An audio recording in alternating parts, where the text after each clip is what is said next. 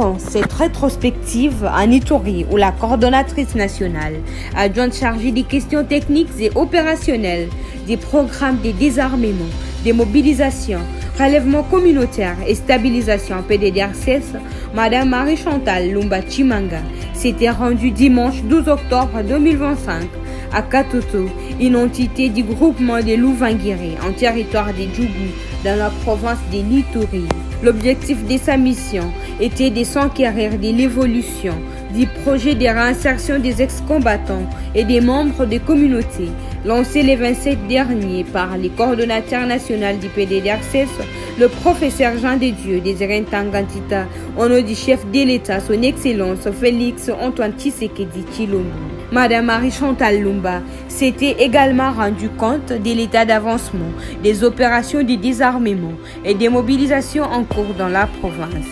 Selon les données du PDDRCS, 1711 ex-combattants, dont 62 femmes et 1649 hommes ont déjà été démobilisés depuis l'installation de ces programmes en Ituri.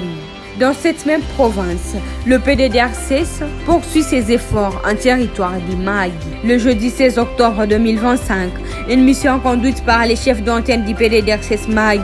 s'était rendue dans le village de Kepira, en groupement d'Anghal 2. Sur place, la délégation a rencontré les leaders communautaires et 218 membres de groupes d'autodéfense qui se sont déjà rendus pour renforcer la sensibilisation sur les processus de désarmement volontaire et encourager la cohabitation pacifique entre différentes communautés locales. Au cours de cette visite, 2 armes du type AK-47, 2 grenades et 2 munitions ont été remises volontairement par les détenteurs. Ces gestes symbolisent, selon ingénieur Inonsa Mokili Aboudou, chef d'antenne du PDDRCS Mahagi, l'engagement concret des ex-combattants à tourner la page de la violence et à s'inscrire dans la dynamique de la paix durable. Les autorités locales ont salué cette initiative tout en appelant les autres détenteurs illégaux d'armes à suivre cet exemple pour contribuer à la stabilisation du territoire du Mahagi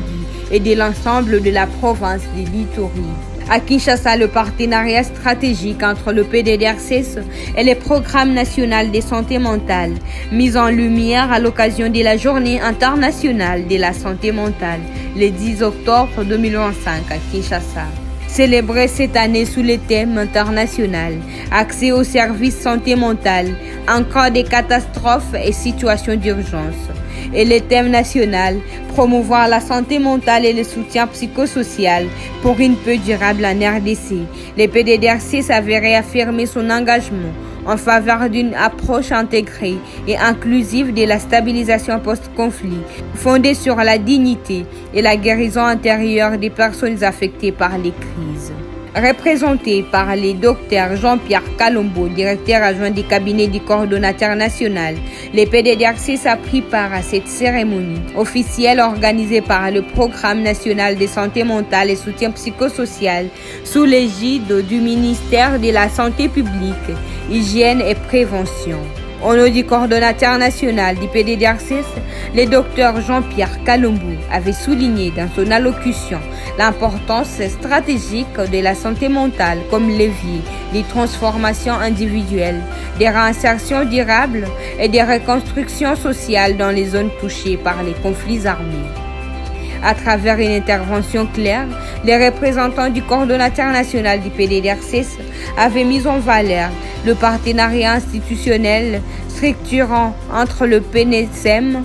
et le PDDRCS qui répond à la vision du chef de l'État, son Excellence Félix Antoine Tshisekedi Tshilombo, pour une paix enracinée dans les communautés et incarnée par des politiques publiques cohérentes, intégrées et souverainement pilotées. Passons présentement au Tanganyika où la coordination provinciale du PDDRCS, en collaboration avec ses partenaires du DDR Enfants, ont retiré 101 enfants du groupe armé Motonou au village de Mwindi dans le territoire du Moba. Cette opération s'est déroulée lors d'une mission de vérification des présumés enfants associés aux forces et groupes armés et afghans dans ces villages situés à environ 60 km du chef-lieu de Moba, en chefferie de Kassambala.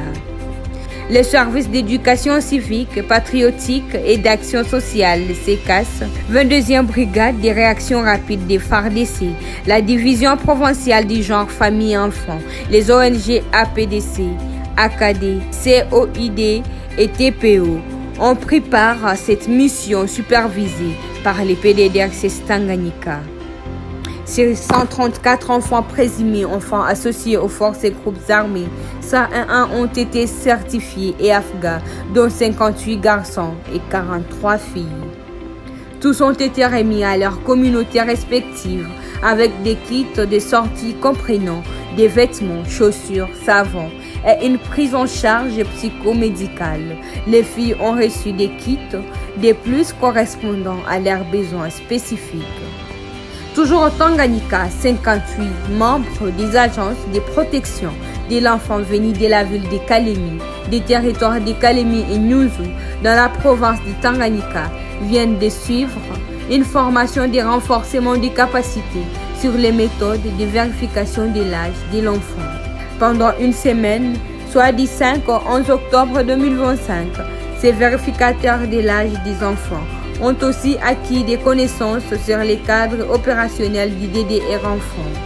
Cet atelier de renforcement des capacités organisé par les PDDRCS avait permis d'expliquer aux participants les procédures applicables pour la gestion de la sortie du retrait ou de la libération ainsi que la réinsertion des enfants associés aux forces et groupes armés.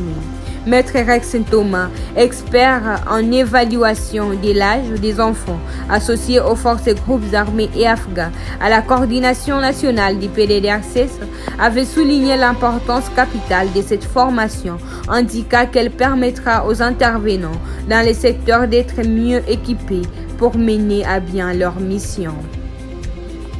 De son côté, le ministre provincial de l'Intérieur et droits humains, représentant le gouverneur de la province, Christian Kitungwa Muteba, avait également salué l'engagement et l'assiduité des participants en insistant sur la nécessité de cette remise à niveau pour les acteurs clés chargés de la vérification de l'âge des afghans.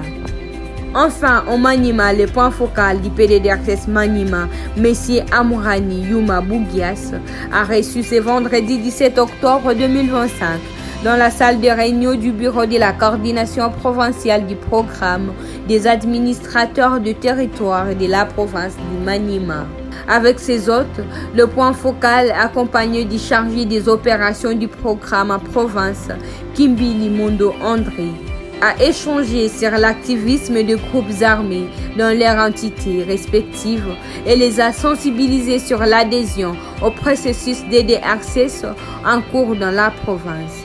À l'issue des échanges, les administrateurs de territoire du Maniema se sont engagés à accompagner le programme pour sa réussite. Au cours de cette audience, le PDDRCS a présenté en détail la stratégie nationale du programme, ses objectifs et les défis auxquels est confrontée sa mise en œuvre dans la province du Maniema. À cette même occasion, le point focal provincial a rappelé aux administrateurs les responsabilités dans le cadre de concertation pour la paix et l'appui au programme CCPAP. Les administrateurs de territoire du Maniema ont également affirmé avoir compris les enjeux de ces programmes initiés par les chefs de l'État, son Excellence Félix Antoine Tshisekedi Tshilombo, et coordonnés au niveau national par les professeurs Jean de Dieu Désiré Ntangantita. Ils visent à promouvoir la paix et la stabilité dans les zones touchées par les conflits armés.